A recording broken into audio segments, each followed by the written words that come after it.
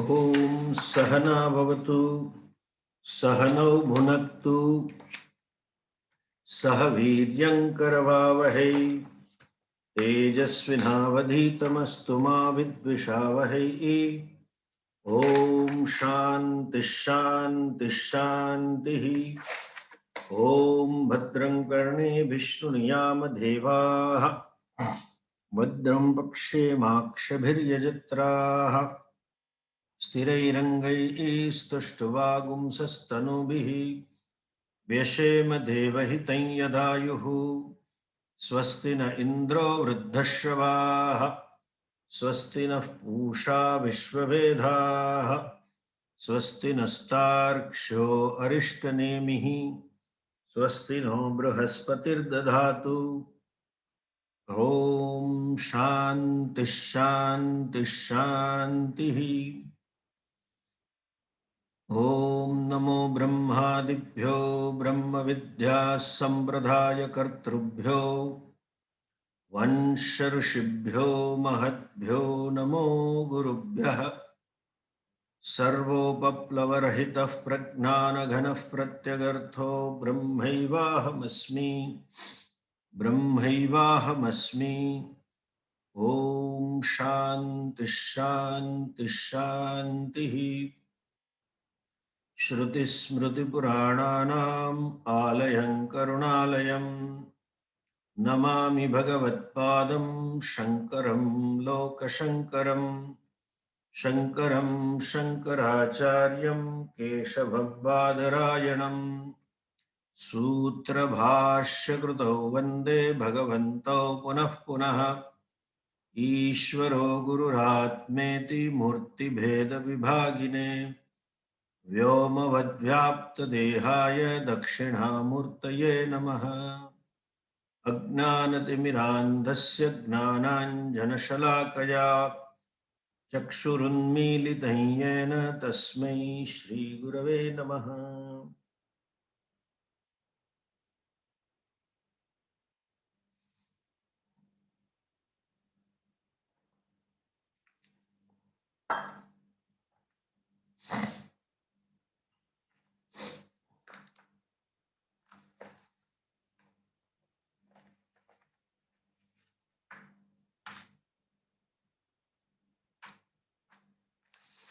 ॐ ब्रह्मादेवानां प्रथमः सम्बभूव। ॐ ब्रह्मादेवानां प्रथमः सम्बभूव।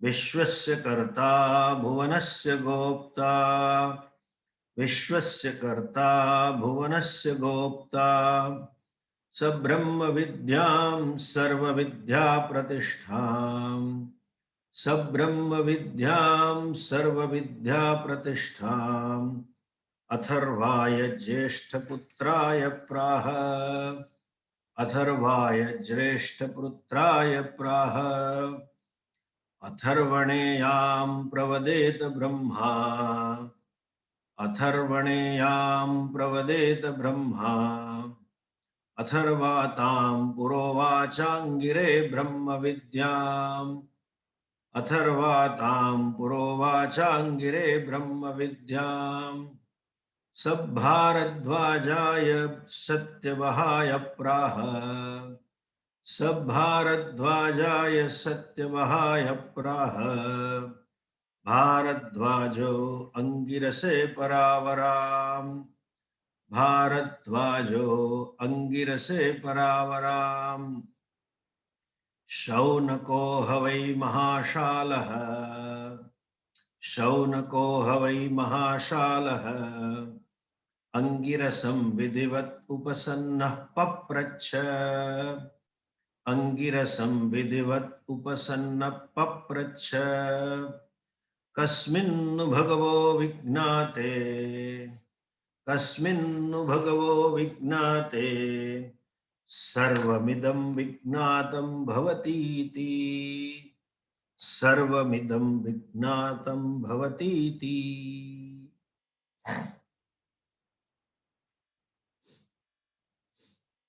In every tradition or in every culture, there are always some forms. The forms may evolve by may evolve for so many reasons. Maybe geographical reason, maybe political reason, some social reason, or religious reason. Like those Nazis making salute like this, keeping the hand straight and doing, is a form that evolved because of the political reason. Certain dresses in the Middle East evolved because of the geographical situations all over the world. But in our tradition, in our culture, all the forms have basis in our vision of life. All the forms have evolved because of our religion. Right word would be dharma. The vision of the truth, including this varnashram vyavastha, a form, a structure of those varnas, caste, what they call it, caste system. Different stations of the life, lifestyles, brahmacharya, vanaprastha, etc., grahastha, they are all based on the vision of life, the goal of human life. The goal of human life is moksha. And all the forms are there to help you to gain moksha. And it has a basis in our vision of the truth. Like doing namaste. It's a respect. But it does not just evolve like Western, you bow down and go and give a respect. There is a basis that there is only one self, one consciousness, one Ishvara, Ishavasam idam sarvam is yourself, that is myself. So when they do namaste, they always chant the name, they always say the name of the Bhagavan by saying Ram Ram or Jai Shri Krishna or Om Namah Shivaya or whatever it is. You know, the form has a basis. Similarly, there is a form. How to approach a teacher. That is a mention here, Vidivat Upasanna. Vidivat means as per the stipulation. As it was a tradition, Vidhi, as per the rule, he approached the teacher. And the rule is that the Acharya will tell in the Upanishad later part, Samit Panihi. You carry twigs, dry firewood in your hand and offer it to teacher. Meaning thereby you carry something which is useful to the teacher in those days. Today it may not be relevant or may not be useful, firewood. But anything, then whatever you carry something which is useful to teacher. And they offer and do namaskara. That means namaskara indicates preparedness. Sashtanga namaskara, manasa, vachasa, karmana. So my mind is surrendered. My prejudices, my likes and dislikes, my notions, my whatever it is at your feet. The attitude of surrender is expressed by namaskar. And the hands carrying something which is useful, implying these hands, the karmendriyas that I have, are meant for your seva. I am here to serve. That kind of preparedness, that readiness, that is a form. Please understand behind every form in our religion, there is a spirit, means called vision. A form without a spirit, like this body is a form. Without the spirit, it is dead carcass. And a spirit without the form is a ghost. The spirit without a form. So, and the forms are practical, really nothing but expression of a given vision, given spirit. But in absence of that vision also, in absence of the spirit also, we hold on to the forms. For two reasons. The forms keep the tradition, society alive. And when the forms are there, someday one can discover the spirit by following that form. As last time I mentioned, Puja Swamiji used to say, fake it and make it. Fake it and make it. You use this as a pratipaksha bhavana. He often used to give this example. If you have a hatred or anger or dislike for somebody, give him a flower daily, him or her. Then slowly that love evolves. Or a classic example I can give is our Indian tradition of Raksha Bandhan, Rakhi. When the Rakhi is tied by a sister to the brother, when they are younger, they don't know the spirit of it. Vice versa, their sister is almost 10, 14 years and brother is 5 years old. She is teenager, grown up, matured. And sometimes other way around. The brother is older and sister is younger. 5-year-old sister, and that too in our joint family system. The cousins may be 30 and 35. And still that 5-year-old girl ties a rakhi to those brothers. She holds to the form but doesn't know what it is. She only knows that by tying a rakhi I will get something on my piggy bank, or some chocolates or some good dresses or something brother will give me. That's all she wants at that age. And the brother, if he is younger, 5, 7 years old, cousins maybe 30, 35, those sisters tie rakhi to this fellow. And father gives him some cover or some gift to be given to sister.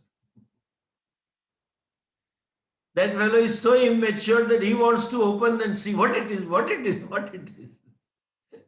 And the parents will tell him, it is not for you. It is for the sister. Leave it, give it to her.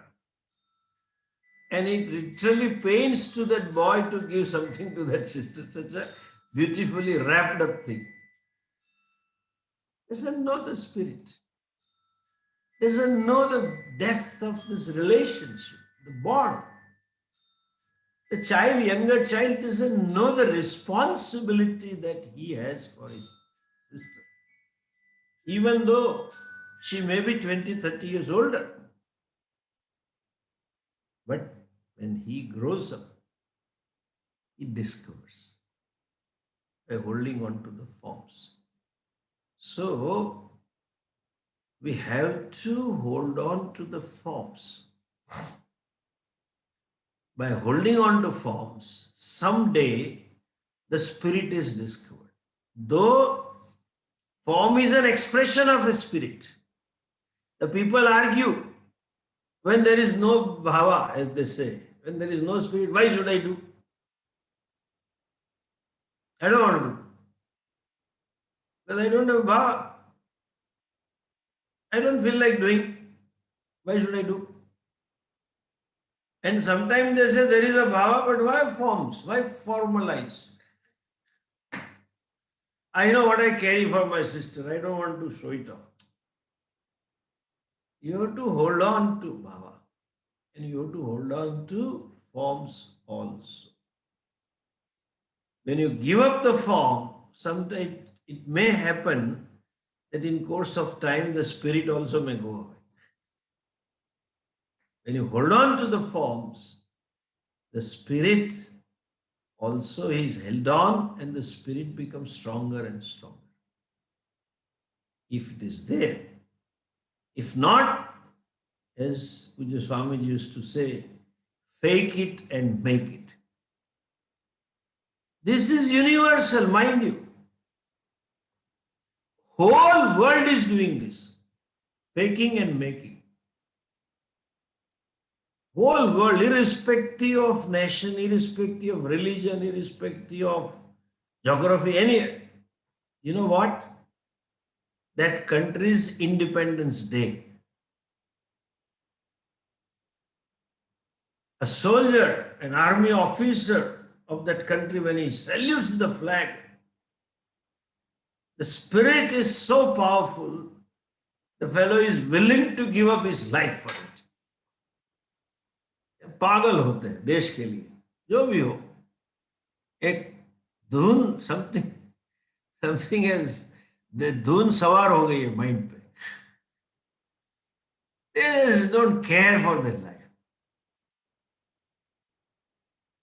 But the same person was in primary school, fifth, 5-year-old or 7-year-old.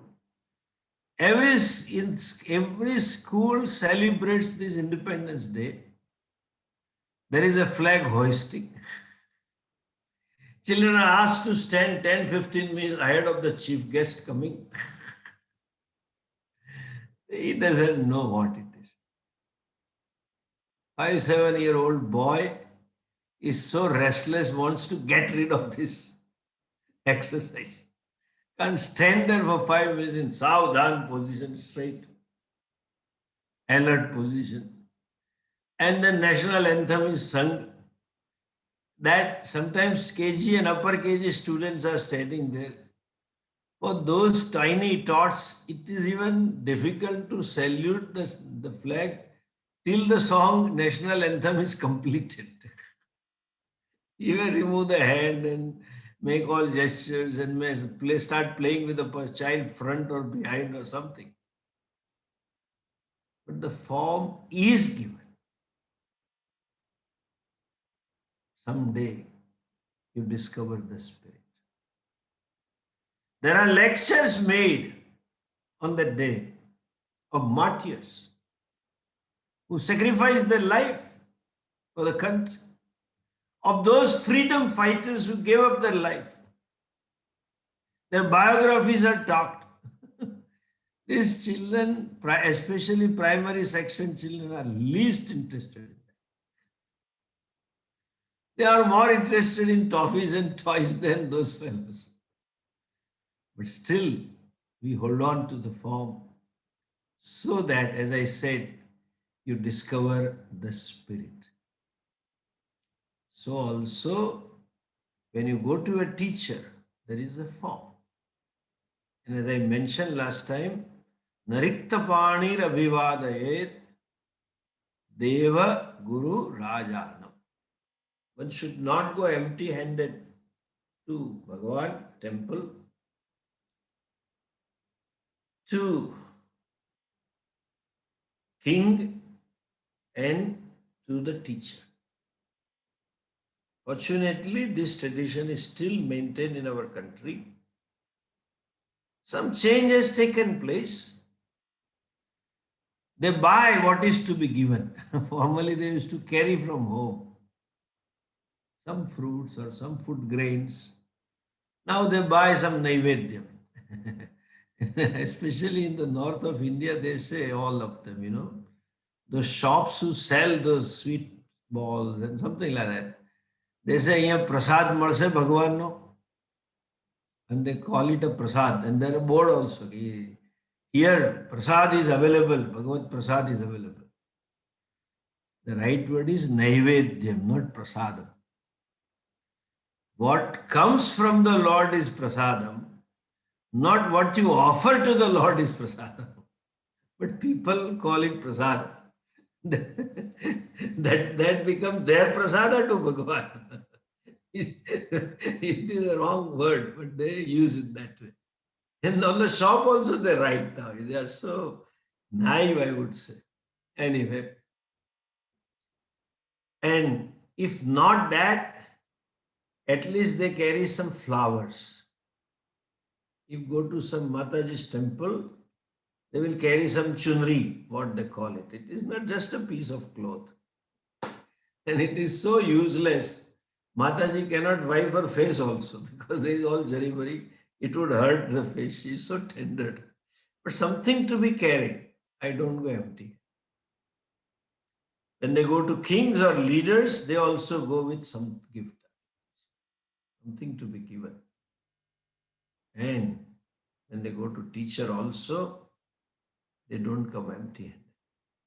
If nothing is there, at least they will drop something in the hundi of the temple, some money.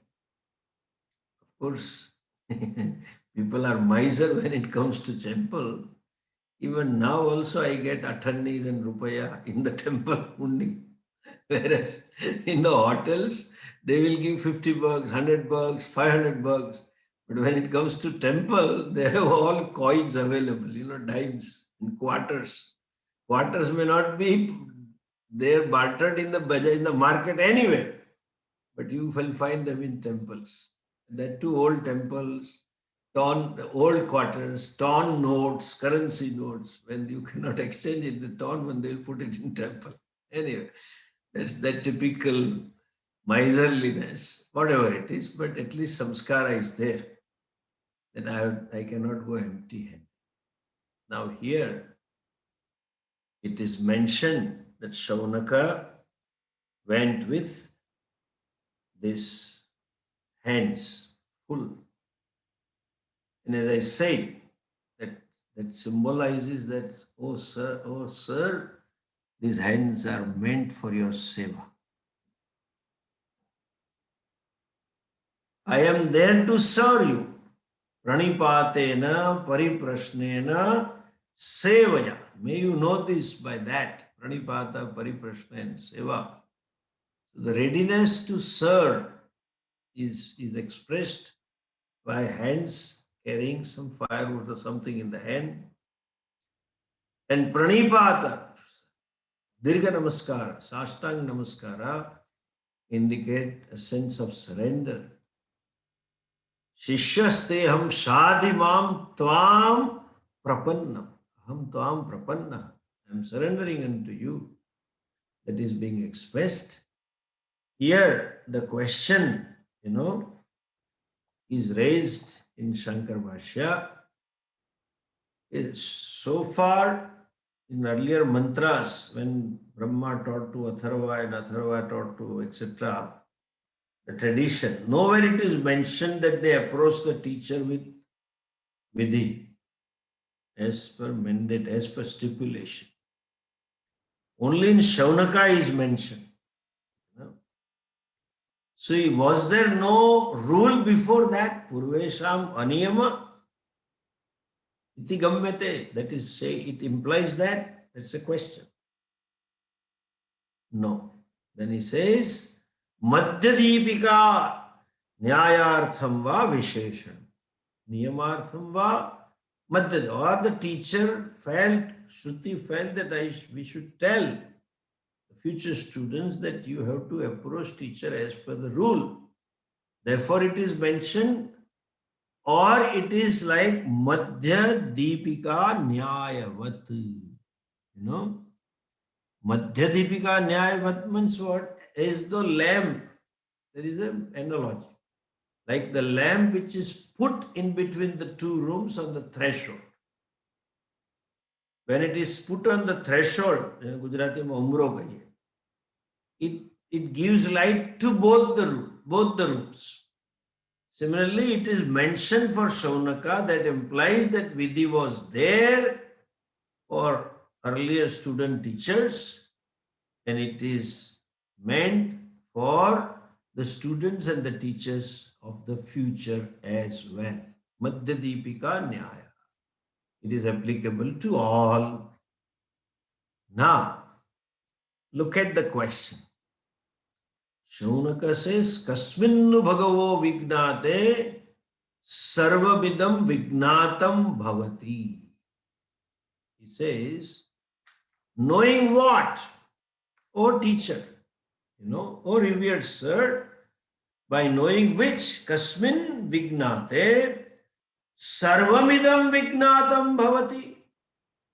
Knowing which, that one thing alone, everything becomes known. Sarvam vignatam bhavati. What knowing which, everything becomes known. That's a question. And what is that? That's what he's asking. Okay? By knowing which, kasmin vignate, by knowing what? What is that knowing which? Everything becomes known. That's what a question he asked. Here, before we understand the question, there is a question. That there should be the question should be different. Question should be that is there something knowing which everything becomes known? Rather than straightway asking what is it that knowing which you know everything. No? Like when someone says, go there and put it in my bedroom. Then you may ask, where should I put in the bedroom? In your cupboard, in your wardrobe, on your bed, on the table, what? But then this fellow asks, in which cupboard should I put your things? Which cupboard? That means he knows there is a cupboard and there are 2-3 cupboards and specifically wants to know which cupboard. Similarly, when the student asks, Kasmin vignate sarvamidam vignatam bhavati, Kasmin vignate. So that means he knows that there is something knowing which everything becomes known. That knowledge is there. So did Shaunaka knew this vastu? And if he knew, then why should he ask? And if he didn't know, there is a question. Possibility of question is not there. Shankaracharya ji, unless such a thing is known to him, why should he ask for that? And if it is known, then also why should he ask? Explains it beautifully. He gives 2 reasons for it. Tasminnu bhagavo vignate sarvamidam vignatam bhavati iti. Okay. There he says 2 reasons. See, Shaunaka was a Mahashala. We saw. He was performing lots of yajnas and then feeding lots of guests. So he was a dharmika person, living a religious life, living a lifestyle where he adhered to the Vedic injunctions. And when you commit to Veda, when you surrender to Veda, you know what you get? You get maturity. You grow. Psychological growth takes place. He gained maturity. He had gained maturity because living a life of dharma. This is the advantage of following duties. People often question, what do we get by following the duties and dharmas and ethics and all that? Better to cut corners and do the things what you feel like. Why? Because when you commit to duty, when you commit to ethics, you have to sacrifice your comfort.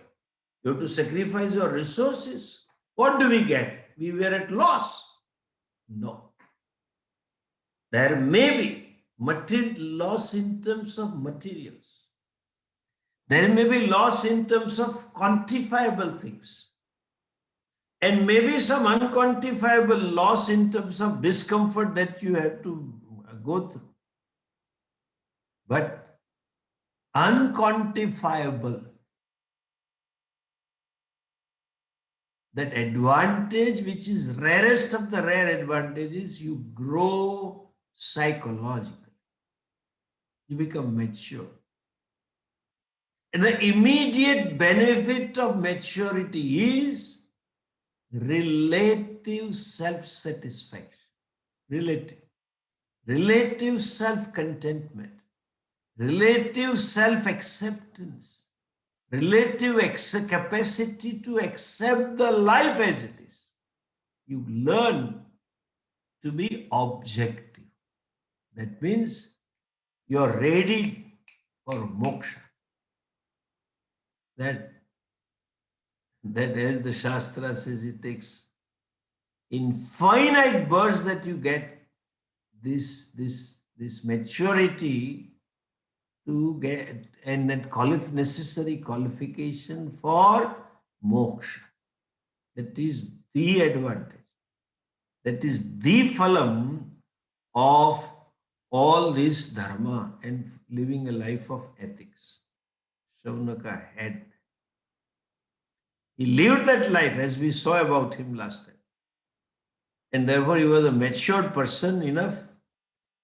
And being a Vedika and living in that society where I would use this word, where Vedas were alive. There was not Kshaya. Like even, in a modern Hindu society, today's time, Bhagavatam is alive. Ramayana is alive.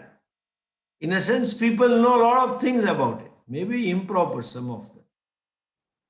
But Upanishad is not that alive as Bhagavatam. It is. They've heard something about Gita. Mostly it is confusion. I'm deliberately saying because there is a confusion in the confusion. Therefore, confusion. That karma yoga confusion. Act without expecting, etc., etc.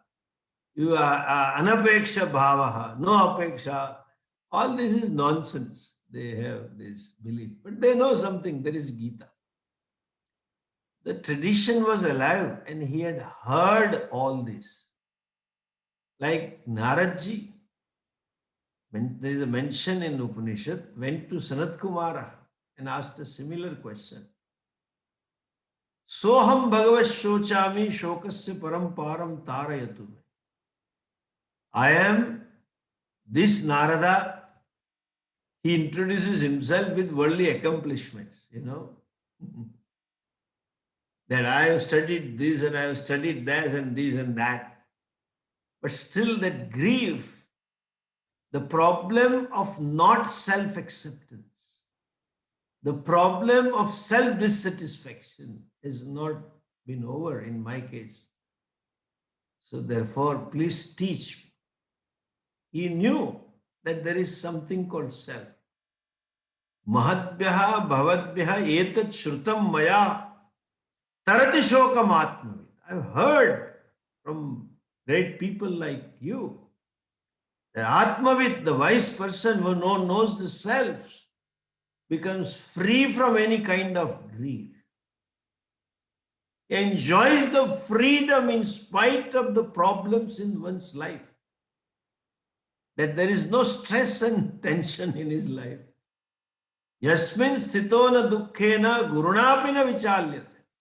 That Bhagavad Gita, Bhagavan says that I have heard all this. I think I am missing it. And please teach me that. That means what? Narada did not know the Vastu Swarupam, but he knew that there is something to be known, by knowing which you become free from any kind of grief and sorrow. So also here, Shaunaka did not know the Swarupa of that particular Vastu. That Vastu, by knowing which everything becomes known, he did not know. Otherwise, he would have known it. Then there is no need to ask. But he knew that there is such a thing by knowing which you can know everything. Because he had heard Upanishad Vakyas. He knew Upanishad that might have been chanting those mantras also. Like all of us, those who are studying and have memorized Taittiriya Upanishad and all that, they know. Or they might have heard from teachers like me and others, Brahma Vida Apnoti Param Satyam Gnanam Anantam Brahma Yo Veda Nihitam Guhayam Parame Vyoman. Some knowledge is there. So he asked. He had some idea, as we can call it, paperback knowledge, or magazine knowledge, reading some magazine articles, and knew there is something like that, but did not know its nature and could not own up that that vastu is me.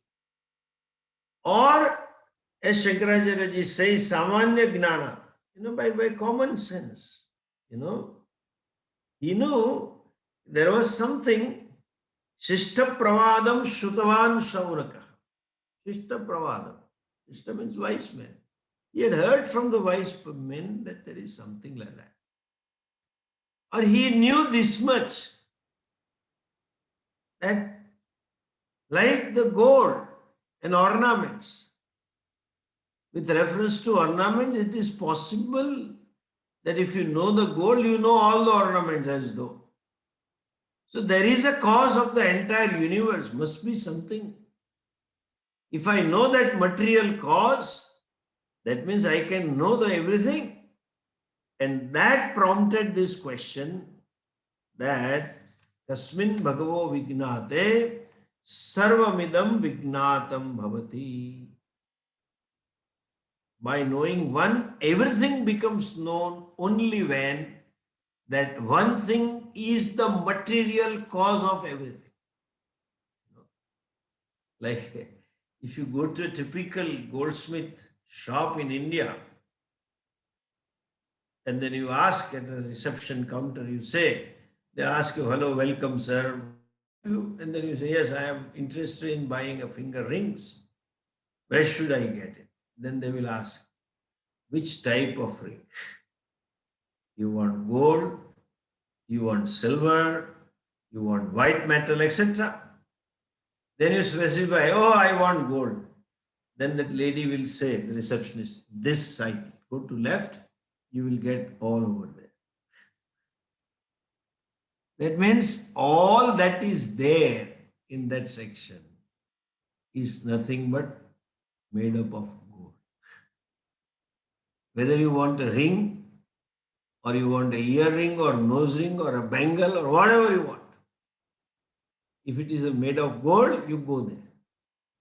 Similarly, he knew there must be a cause, and that is the cause of this universe, by knowing which I know the whole universe. And therefore, he asked the question.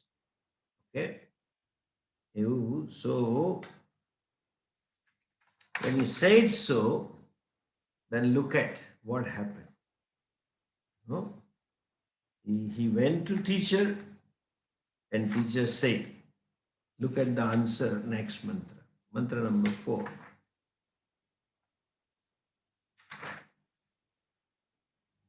He went to Angirasam, Shaunakohavai Mahashalaha, Angirasam Vidivat Upasanna.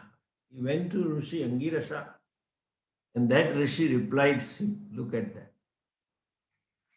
Tasmai Sahovacha, Tasmai Sahovacha, Dve Vidye Veditavye Itiha, Dve Vidye Veditavye Itiha, Sma Yat Brahma Vido Vadanti Paracha iva aparacha Tasmai Sahovacha Tasmai Sahovacha Dve Vidye Veditavye Itiha अथवा तो दे विद्ये वेदितव्ये इति हस्मै पराच अपराच इति ब्रह्मविदो वदन्ति. So he went to the teacher Angirasam, as per the rule approached him with a proper attitude, which is important, because then only there is a possibility of knowledge to take place. As I explained you, this is a rule of knowledge, not rule made by Rishis and Brahmanas. He says, Brahma Vidaha Vadanti. The Brahma Vidaha, those who know Brahman, those who have studied the Vedas, those who know the essence of Vedas, those who know what is the message of the Veda, they say, what they say, Dve Vidye Veditavye. They say, Dve Vidye, two types of knowledge to be gained. One needs to know two types of knowledge.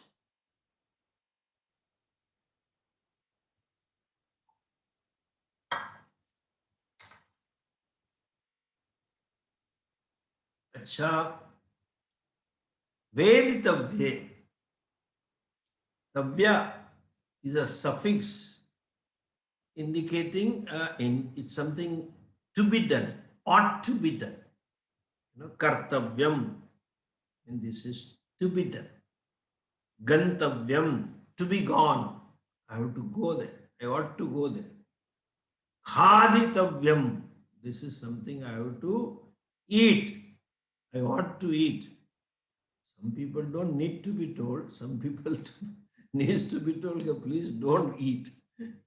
Because Madhya Pradesh has enlarged its boundaries. The tummy has grown, the middle part. So better stop eating. So that also is an enjoyment. Please don't stop. Please don't eat. Not there is no please, but it's better not to eat for you. You ought not to eat. Anyway, coming back to this, there are two types of knowledge to be gained. One indeed need to gain. What are they? They are called para and aparacha. Paravidya, I keep that word as it is now. I'll explain when I explain the mantra. So there are two types of knowledge, Paravidya, and second is called Aparavidya. And one needs to know both. One ought to study both. Okay. This, then there are few other words, hasma, In Sanskrit, there are certain words you can call it particles. They are called indeclinable particles. There is no vibhakti. You cannot have any conjugations to them.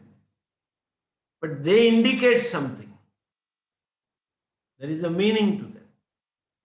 When something you want to emphasize, something that which is very important, something which you want that by you call attention of the listener, Shrota, or something which implies certainty, these particles are used. So hasma means certainly, for sure, definitely. It indicates one must, one ought to study these two types of vidya. Now look at that. The question comes, the student asked only one vidya. Kasminnu vignate sarvamidam vignatam bhavati. Knowing which everything becomes known. I want to know that. What is that? Where the reply is, teacher says there are two types of knowledge one must have. One must have, that means another person may not be interested in that, into which Shaunaka is wanting to know. A person may not be interested in knowing something by that vastu, knowing which everything becomes known. I am not interested. I am more interested in my family as of now. I am more interested in my business as of now. I am more interested in my son and daughter and father and mother and husband and whatever it is. I am not interested in any vastu or something. To that person also, dve vidya veditavya. And to a person who he wants that moksha or that vidya, only one vidya by which you want to know everything else, to that also this teacher says you should know two vidyas. It looks like the reply of the teacher is not proper. Teacher should have said simply, this is the vastu, this is what you should know, knowing which everything becomes known. This is it. But the teacher makes a general statement that one has to know both the vidyas. Why? What's the reason being? Shankaracharya says, krama apekshatvat. There is an order that is proper or that is expected here. You have to learn that vidya in a krama, krama apekshatvat. So there is system in which you need to follow. Why krama is apekshatvat? That Shankaracharya says, Nirakrutyam hi purva paksham paschat siddhantah vaktavyaha bhavati iti nyayat. What it is? There is a rule, there is an order that first of all, teacher should negate, should dismiss the notions or erroneous conclusions prevailing in the mind of the student. We have to negate them. And Purva Paksha, what is called. And then all those contentions. And then only what is to be taught should be taught.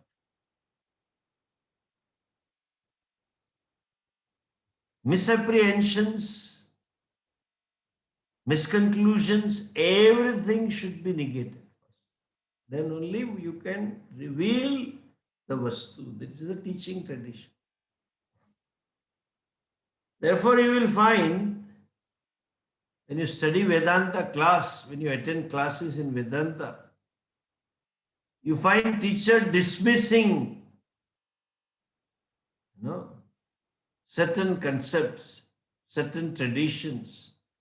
And I have seen people feel that, oh, Swamiji, teaching is good. You teach very well, but I don't like that you censure somebody. Ninda. It is a ninda. You are negating the people. And then, though you don't tell the name, but we understand you are telling about this person. And you are too hard on that, Last week I was at Rishikesh. The course is going on and Sakshat Krita, I just went for an hour or so. I had some very flying visit. So Sakshatji said, no, you stay back and then take one class, which I could reach. It was only Satsanga time. He said, you take to Satsanga. I said, okay. In that I mentioned about ahimsa because they are brahmacharis. So I said, that's a value, etc.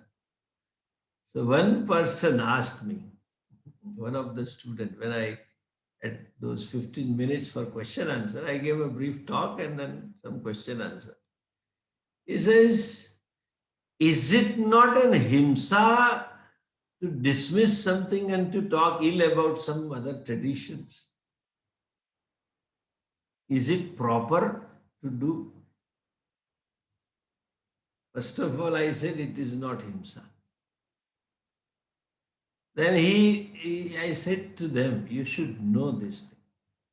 Listen, when you go to a teacher, you have approached him to know the truth, correct? And when you are looking for the truth, the teacher has to tell you what is untruth first. That has to be flushed out of the mind. What is wrong thinking? And sometimes prevalent untruth is presented so well that you may construe it as a truth.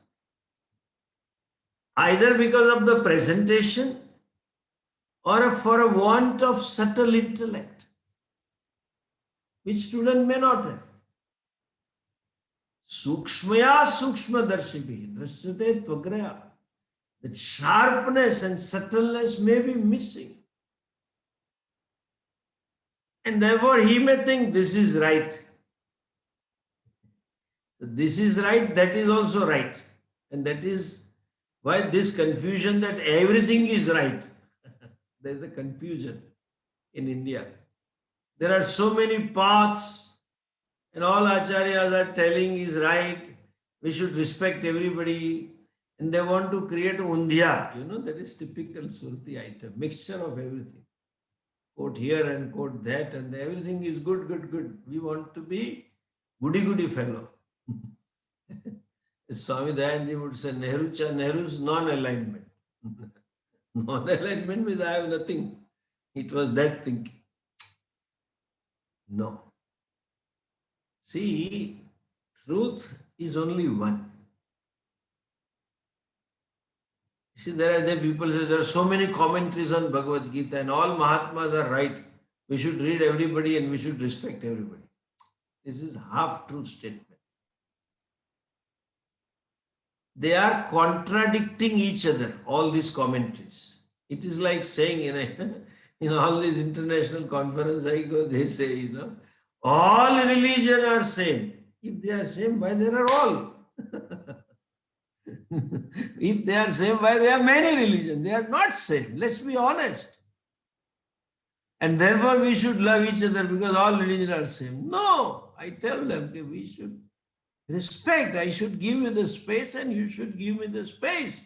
Let's have distant differences and still you can respect as a human being. I respect your views and you respect my views. Forget it. Give that space. Not necessarily that we should be the same.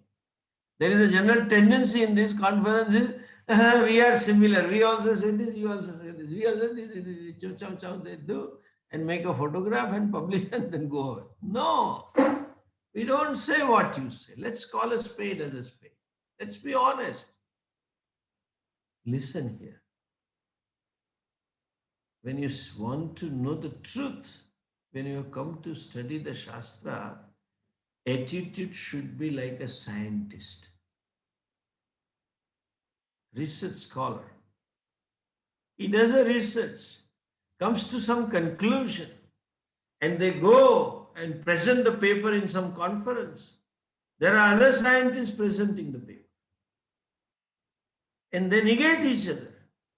Or at least one guy may be better, he will negate and question them, and they accept.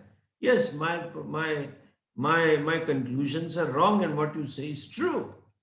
And I tell you, in that seminar, one of his old students also might have come with a research paper. And if his presentation may be in opposition to what this fellow says, both of them will sit and try to understand each other. And if the student is right, the teacher would accept it. that I call it as intellectual honesty, cognitive honesty. It is the job of a teacher to negate all other schools of thinking, all other interpretations. But one should know when a teacher is dismissing, please listen this sentence carefully. Teacher is dismissing the thinking, the conclusion that this will give you moksha. No, certainly not. But as a person, you carry the respect for that particular darshan. So when Shastra dismisses Buddhas, Shankaracharya will openly write about Buddhas. That doesn't mean that Tathagata Buddha was somebody whom Shankaracharya disliked it. No, he carried the respect. As a person, I respect you. But what you say that this particular thing will cook the goose of your ahankara and will take you to moksha, certainly not. Therefore, he traveled length and breadth of the country. He did argue and discussion. And those people had intellectual honesty to give up their idea or notion and accept what Shankaracharya says in the light of new wisdom. They got it through Vada. It's a famous dialogue of Shankaracharya ji and Mundak Mishra. So it is not himsa, please understand. Teacher has no business, I would say. And he doesn't have a time and mind also. Why should he bother for others? Nijananda mein mast hai. He is all happy in his Ananda Swarupa. He doesn't want to do. When teacher is negating that, teacher is flushing those cobwebs that are there in your mind. The dust that is there in your mind. So it is not an himsa, it is an expression of karuna, I told that. Out of compassion. The knowledge should be clear. So teacher, by dismissing the Purva Pakshas, is giving clarity to the knowledge. The person who talked about this, who brought about this philosophy, is not dismissed. Person is respected. But what he says or she says is respected. That difference we should know. Teacher has in mind. Person is respected. But what you propound to be truth, I don't accept it. This is the truth. And I am open for correction if I am wrong. Vice versa, you should also be open for correction. If you find the truth to be wrong, what you thought to be wrong, and what you thought to be true, discover this, no, there is a fallacy in my thinking. In the light of new knowledge, you give up. That is cognitive honesty. That is one of the job of a teacher, to negate all those confusions, all those notions, all those prejudices. Misconception about the truth has to be negated first. And then the Siddhanta. Siddhanta means what is to be established or what the truth is to be told. Therefore, you find in Bhashya, contention is presented by Shankaracharya ji himself. Kechit ahu, some say. And he elaborates the contention. And then he himself dismisses. Sometimes, if you study, I remember in the beginning, we felt that contention is right. We couldn't see the fallacy in that statement. When teacher foo-fooed it, teacher unfolded it, then you can, now it is true. This cannot be the truth. Like famous conclusion. I keep getting all kinds of books. Our enthusiastic Hindu devotees, they send me those books and articles as though I need to know what that person says. And then the one person, yes, day before I got a huge, poor fellow must have spent some lot of money and postage and sent me. I mean, this is something I'm so inspired and I like so much. You should look at it. I just flip the pages. That person was called talking that you should destroy the mind. Meditate and destroy the mind. And the mind is destroyed, there will not be any problem. That's what he said. And this fellow told me I liked it because he's talking of destruction. Though Swamiji, I did not achieve total destruction, I did destroy the mind little bit in meditation. And my God, what a peace I discovered. A lot of peace. I said, I didn't say anything. If the mind, this is my question. When he told me on the phone, I understood what the book is. So I did not read the whole, I get it. And when it came, I flicked some pages and understood and gave back these people for the library. I said, don't give me.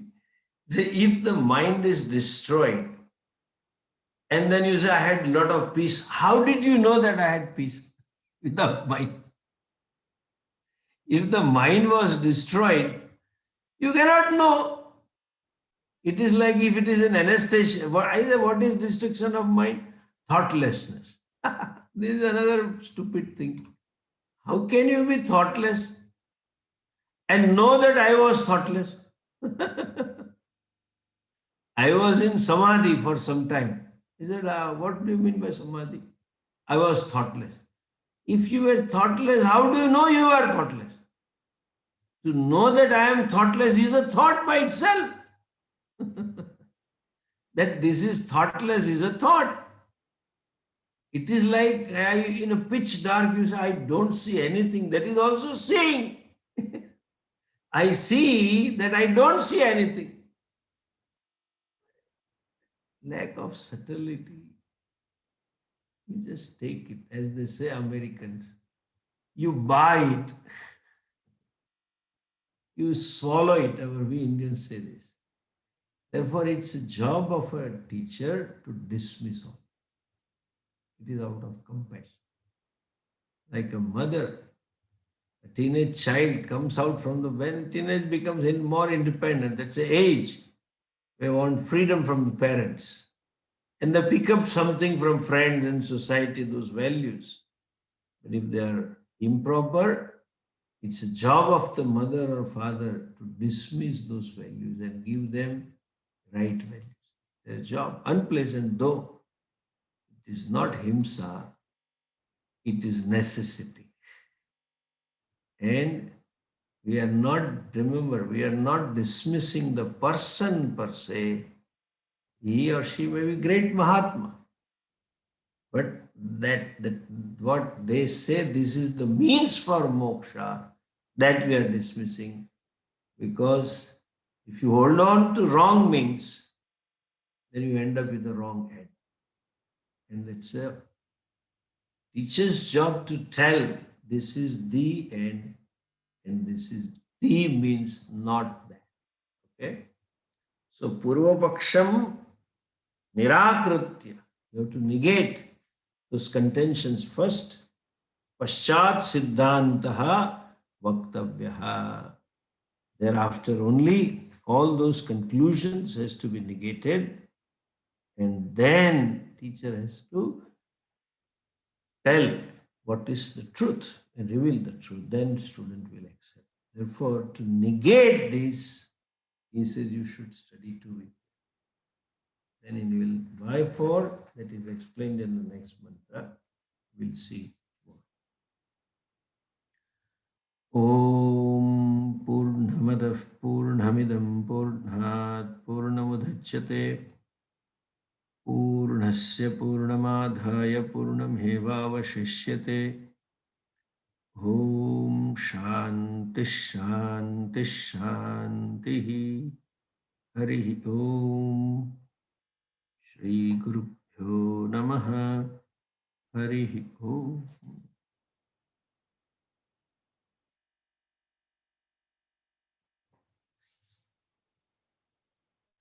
Okay.